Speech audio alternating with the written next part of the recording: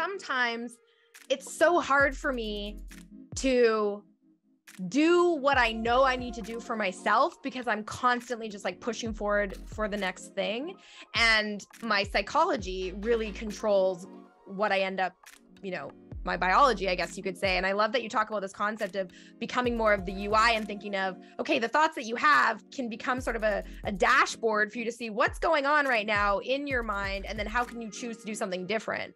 And that to me is, you know, exactly how I feel so many days where I don't feel like going to the gym, or I don't feel like doing all the things that I know logically I should do because I have so much on my to-do list or so much I have to do. Do you have any thoughts on that and how to make that? Yeah, so this is how I do it. And this is the way I think about it.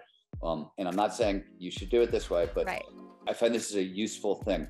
The way I think about it is I work for the boss. The boss is the version of myself that has my long-term best interests at heart. Because in the moment, I'm like everybody else. I want the big high, the quick fix, the shortcut. We're homeostatic organisms, which means like we operate at a certain energy level. And anytime more energy is required, the body's pissed. The brain is pissed. It'll give you that energy. You have an endless supply. But literally, like, this is why we know, like, the thoughts in our head on the way to the gym are pretty terrible. This is my brain saying, no, you're about to expend a lot of energy now, right? Like, yes, I'm sure, but it doesn't change the fact that I'm a homeostatic organism. That's going to happen no matter what. Like, I'm super gritty. Doesn't change the fact that those thoughts are going to show up every time I got to go to the gym, right?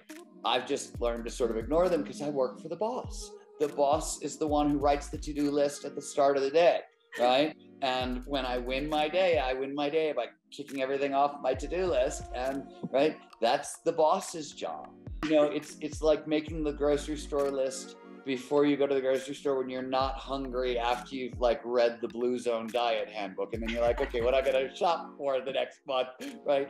Not going to the grocery store when super stoned and hungry, right? Not gonna, different results. And that becomes so hard when you become your own boss. Cause you know, if you're, especially a lot of the people listening here, whether they're in a 9-to-5 now, or they've left a 9-to-5, you're used to working for a boss. And then when you become your own boss, you're like, I'm gonna have all the freedom in the world. And then it doesn't take too long to realize like, this is not working. I need to be accountable. So who am I accountable to?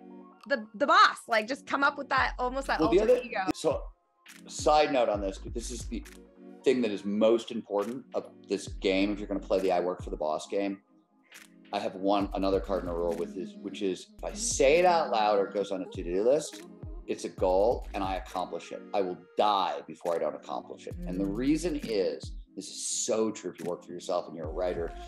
If you don't keep your word to yourself, the minute you say, oh, I got to do this, your brain starts looking for reasons not to.